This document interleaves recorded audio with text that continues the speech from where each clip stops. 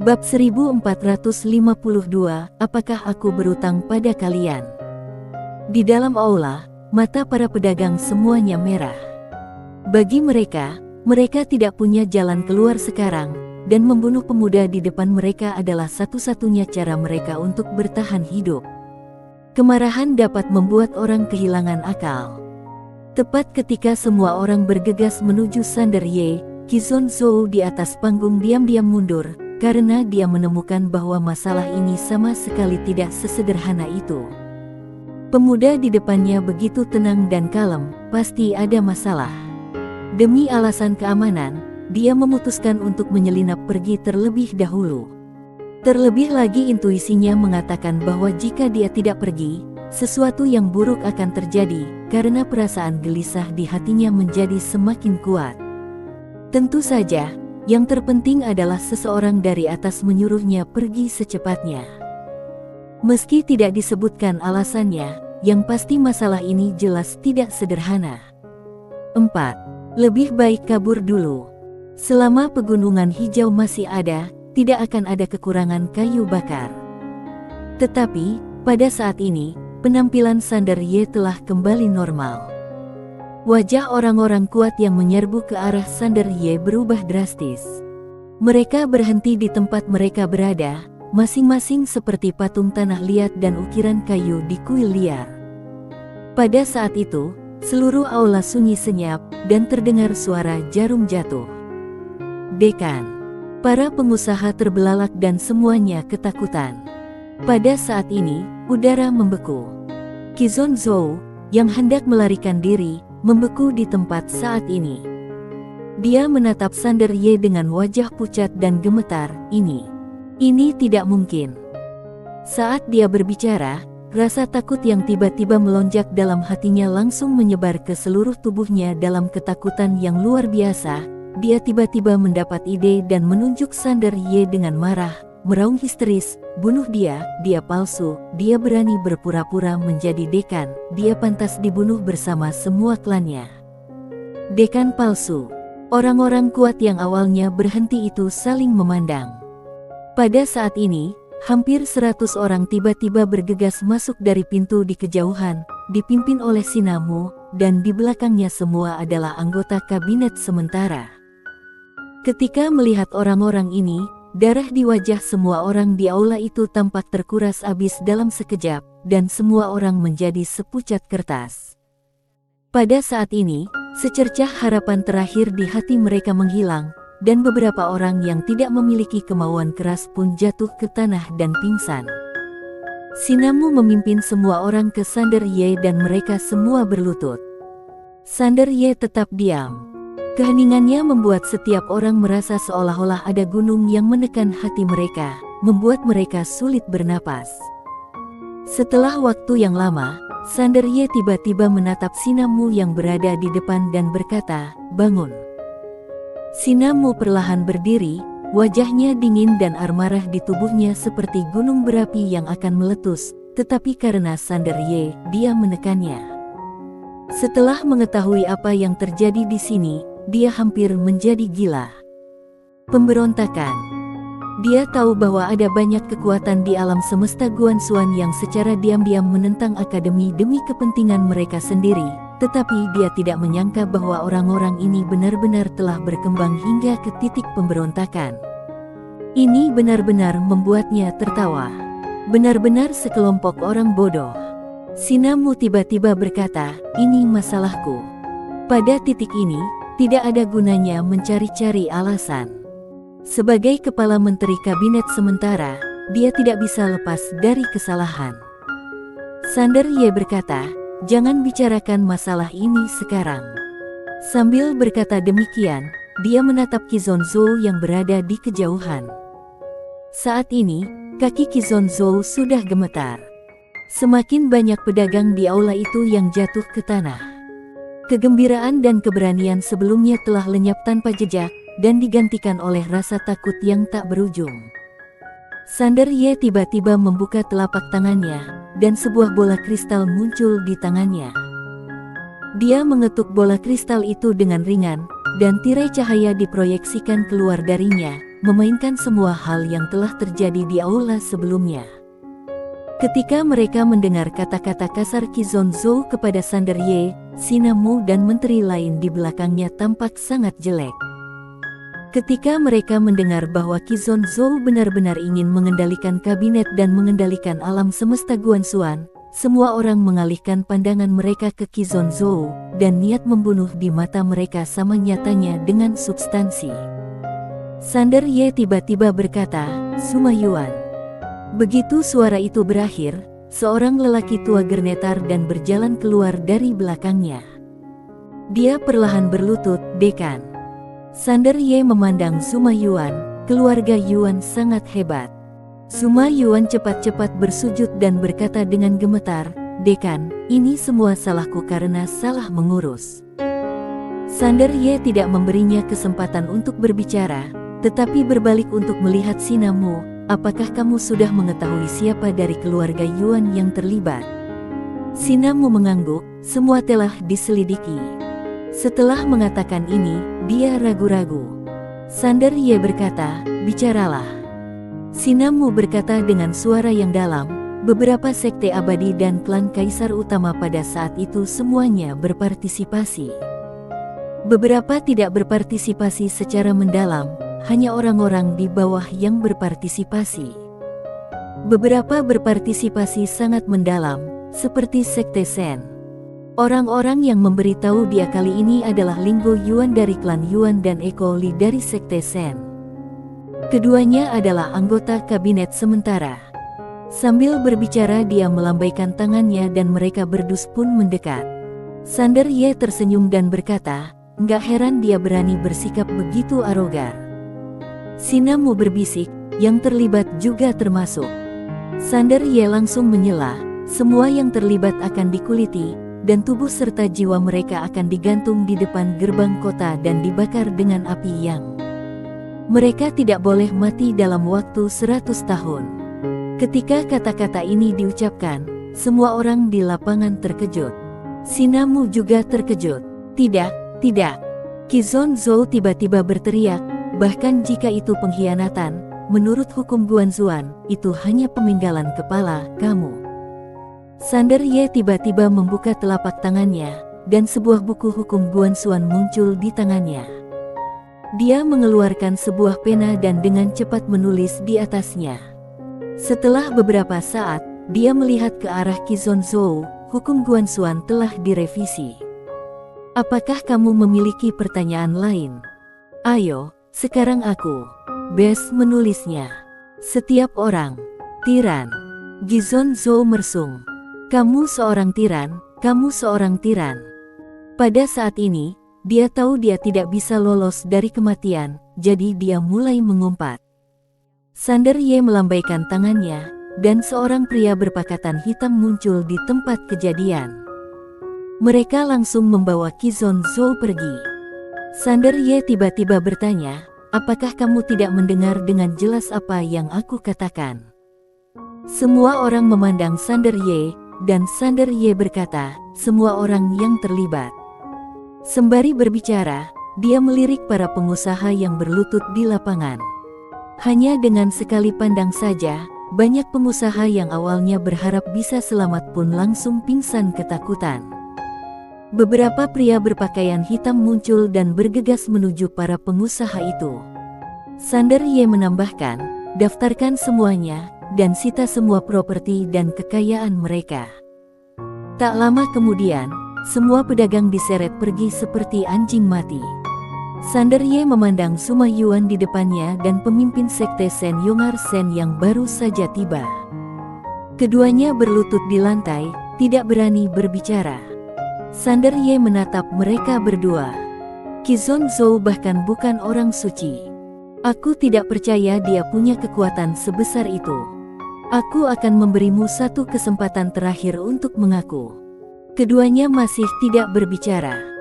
Sander Ye tiba-tiba merentangkan kedua telapak tangannya, dan kekuatan misterius langsung menyelimuti mereka berdua.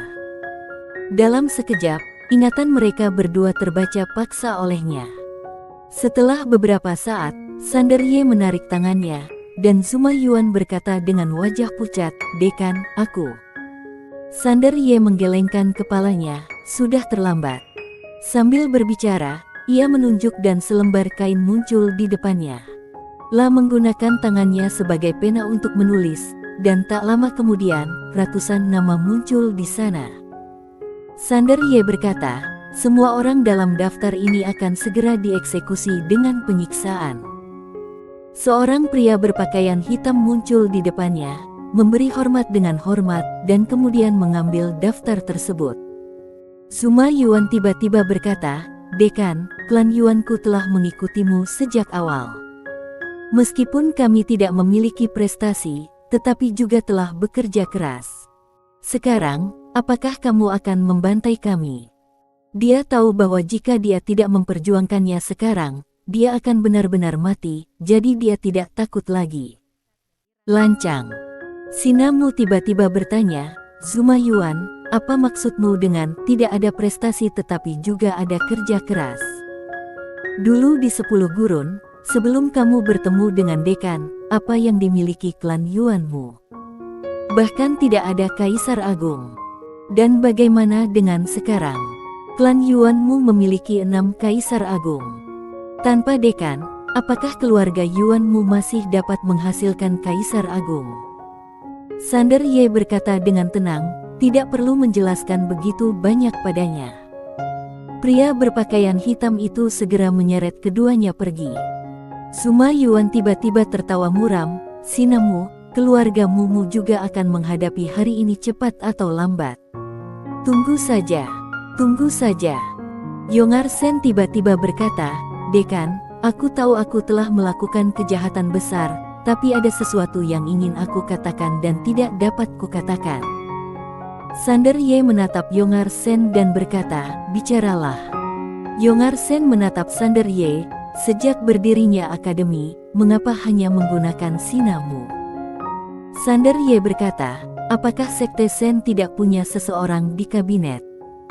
Yongar Sen berkata dengan suara yang dalam, "Ada, tapi tidak ada keluarga yang memiliki kekuatan sebesar keluargamu."